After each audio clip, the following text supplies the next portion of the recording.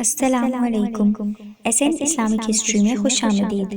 بسم اللہ الرحمن الرحیم۔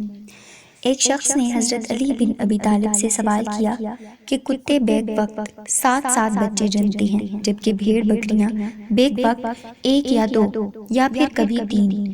اس کے باوجود بھیڑ بکریوں کی تعداد ہر جگہ کتوں سے زیادہ ہوتی ہے، ایسا کیوں ہے؟ حالانکہ ہم آئے روز بھیڑ بکریوں کو ذبح بھی کرتے ہیں، قربانی کرتے ہیں، پھر بھی وہ ہمیشہ کتوں سے زیادہ ہوتی ہیں۔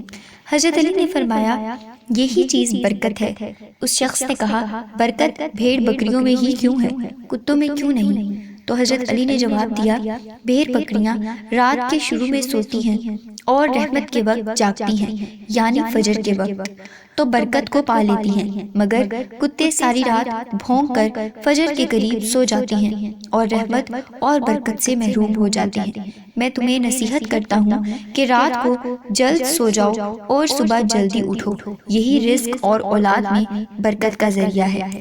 ناظرین، اگر آپ کو ہماری یہ ویڈیو پسند آئی ہو تو ہماری ویڈیو کو لائک کریں اور ہمارے چینل کو سبسکرائب کر دیں۔